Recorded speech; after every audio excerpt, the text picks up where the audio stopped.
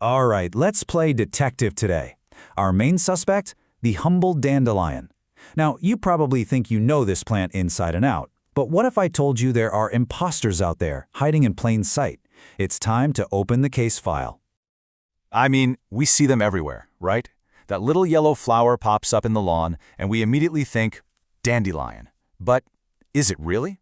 Chances are, you might be looking at a clever look-alike. Don't worry though, by the time we're done here, you'll be able to spot the genuine article every single time. Guaranteed. Okay, so before we dive into the clues, let's just reframe how we think about our suspect here. This isn't just some random weed. The true dandelion is a total master of geometry and resilience. It's this incredible plant with a really fascinating story. And believe it or not, every single part of it holds a clue to its true identity. So, where do we start our investigation? Well, we're going to start right at ground level, with the leaves. And the biggest clue? It's been hiding in plain sight this whole time, right in the plant's name. You see, the word dandelion actually comes from this old French phrase, Dandelion. And you know what that means? Tooth of the lion. How cool is that? And it's not just some poetic name, it's a literal description of what the leaves look like. Okay, so here's exactly what you need to look for. First up, those lion's teeth. The leaves of a true dandelion are really jagged, and the points, or lobes, they point back towards the middle of the plant. Second, they grow in what's called a basal rosette, which is just a fancy way of saying they all spread out from one central point right on the ground. And the last thing, and this is a big one, they're totally smooth, no hair. If you feel any fuzz on those leaves, guess what? You've already found an imposter. All right, so we've got the leaves down. Now let's follow the evidence upwards. We're moving on to our next clue, and honestly, this one is probably the most decisive clue of all. We're talking about the stem. You know how in every detective story there's a smoking gun, right? That one piece of evidence that just cracks the case wide open? Well, for the dandelion, that's the stem. If you can get this part right, you really can't go wrong. So let's do the stem test. It's super simple. A true dandelion always has just one single smooth stalk for each flower. No little leaves on it, nothing.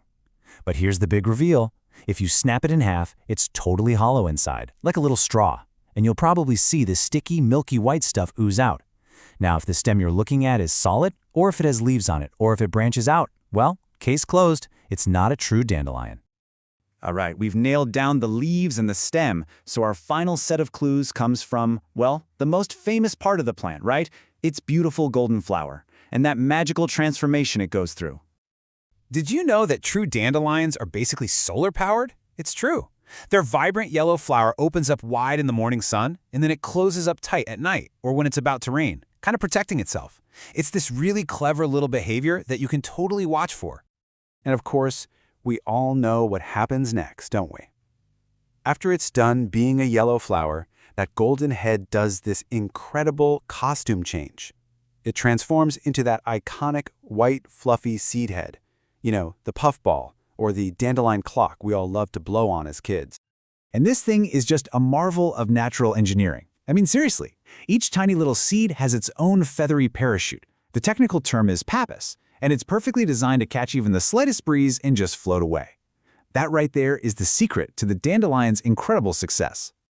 Okay, detective, you've gathered all the clues, you've done the legwork, now it's time for the lineup. Let's put your new skills to the test and see how the real dandelion stacks up against some of its most common imposters. And hey, here's a pro tip for you, a really quick and dirty way to spot a fake. I call it the branching rule. It's simple. A true dandelion has one flower per stem. That's it. If you see a plant where one main stem branches off and has a bunch of flowers on it, boom, it's an imposter. You're probably looking at something like a cat's ear or a hawkweed. So let's just put this all side by side. The true dandelion, its stem is hollow and has no leaves. The imposters, they often have solid stems that branch out. The dandelion's leaves are smooth, not hairy or fuzzy like a cat's ear. And the golden rule, right? One flower per stalk. The lookalikes will have a bunch. When you see it like this, the differences are crystal clear, aren't they? And with that, I think we can officially say, case closed. You followed the evidence all the way from the leaves up the stem and to the flower. You now have all the tools you need. You're officially a certified dandelion detective. So here it is, your final dandelion detective checklist. 1. Look for those jagged lion's teeth leaves in a flat circle on the ground. 2. Confirm a single, hollow, leafless stalk for every single flower. And 3. Make sure there's only one golden flower head per stalk. If you can check all 3 of those boxes, you've got yourself the real deal. So next time you're outside, I want you to take a closer look. You're not just going to see a bunch of weeds anymore, are you? You're going to see a collection of clues, of little stories, all just waiting to be discovered. And now that you can spot the real deal, it makes you wonder, right? What other secrets are hiding out there in plain sight, maybe even in your own lawn?